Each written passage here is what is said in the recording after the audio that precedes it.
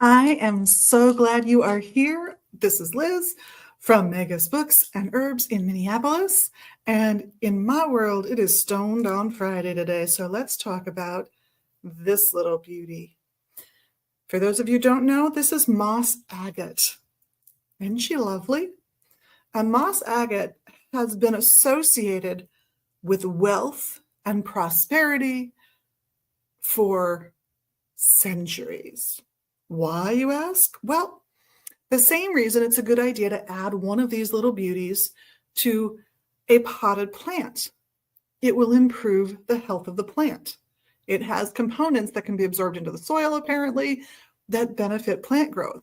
So the way it became associated with wealth was farmers loved it when they found it in their fields.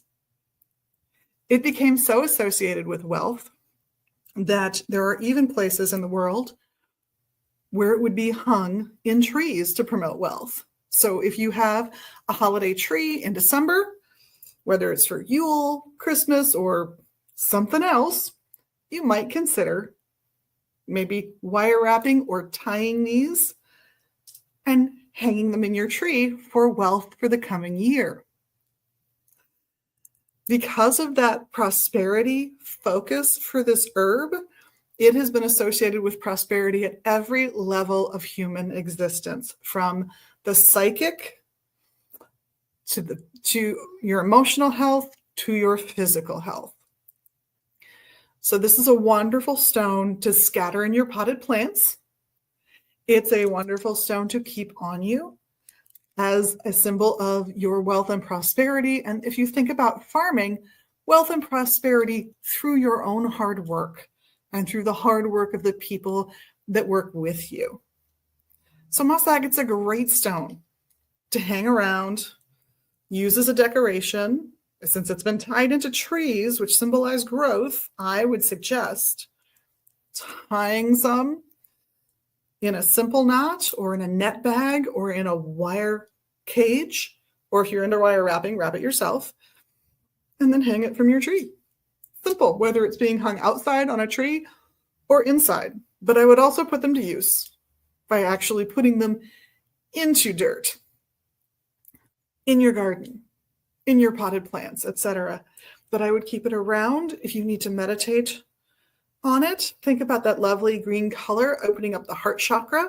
For those of you who love the chakras, it can be a beautiful stone to work with just to enable yourself to grow on an emotional level, where so many of us seem to be having a tough time these days.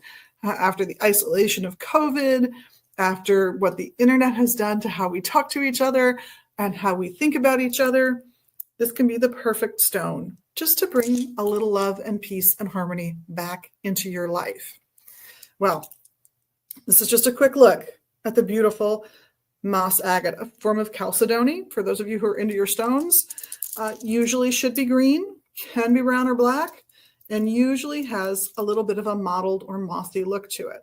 Like this one has a couple shades of green in it, a darker shade, a lighter shade, and it's actually got some brown in it. And I know that because the light comes through about half of this stone, and it does not. So the top of this light comes through for me,